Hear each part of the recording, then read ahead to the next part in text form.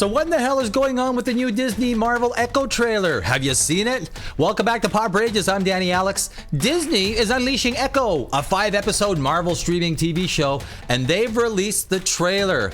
Now, there are 4 major takeaways that I have after watching it, with one that was a complete and utter surprise to me. So let's bust this thing open. Let's get this party started! So Echo isn't really a high-profile character, and from all the superhero choices in the Marvel universe, Echo would not be in my top 10. But I'm thinking that in keeping with who and what Disney Marvel TV shows try to be, the idea of a deaf female Aboriginal character probably checks a few boxes for them. And hey, that's okay, because if it's a good show with a great script, compelling storyline, and Echo isn't written as a Mary Sue, it can surprise to the upside if they prioritize great storytelling. He's fine. You may have noticed that Echo has a prosthetic leg, which wasn't the case in the comics. But this adds a great dimension to her character, as long as they don't play it up as a way to compel inauthentic sympathy from the audience. They have to just let it play out naturally and allow it to be a part of who Echo is, as just one of the many things that gives her depth and helps define her character and inner struggle.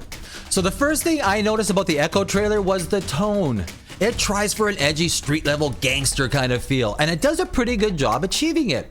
Now, with a trailer, you probably know that you can almost do anything with 2 minutes of quick edits. How many times have you seen a trailer only to have the movie or TV show be nothing close to what they tried to pull off in the trailer? You saw what? I saw it. Vincent D'Onofrio plays Kingpin and does a convincing job as the believable badass thug, which is one of the most important elements in setting up a dark and edgy world.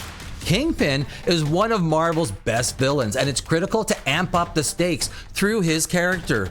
The trailer feels more like the Marvel Netflix style in the spirit of Daredevil, rather than the what the f*** did I just watch Disney Marvel show that does more to damage the franchise than anything else. Just see what happens. Watch. Now, the second thing is the emphasis they place on the relationship between Echo and Kingpin. This can be a fantastic plot point that magnifies the tension and stakes between them. As a screenwriter myself, I'm very aware that the father and adopted daughter trope can be weaved into a complex and emotional plot point to bring out deep character elements.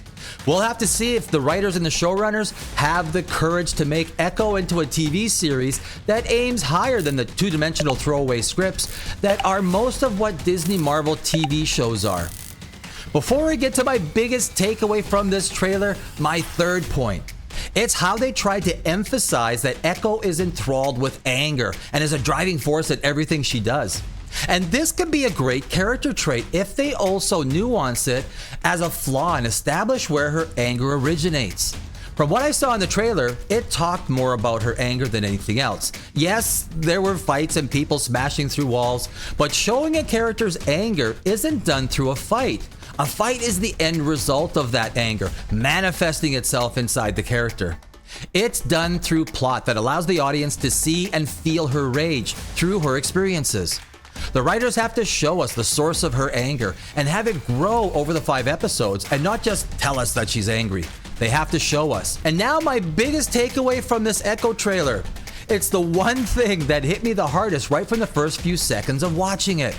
We all know that Disney avoids edgy conflict like the plague and loathes being associated with any R-rated project that emphasizes blood and extreme violence. So I was almost in shock when they showed Kingpin beat the crap out of that guy in the back alley and then close in on the blood on his hand. I mean, this is a huge departure from the corporate princess image Disney tries to keep, and a big reason they neutered the Marvel TV shows and movies over the last 4 or 5 years. They have the opportunity to nail it with Echo if they choose to follow a Netflix Daredevil style of storytelling. Let's just hope that Disney Marvel can finally give its audience a real edgy look into the world of superheroes. And we'll know before the end of the first episode if they did.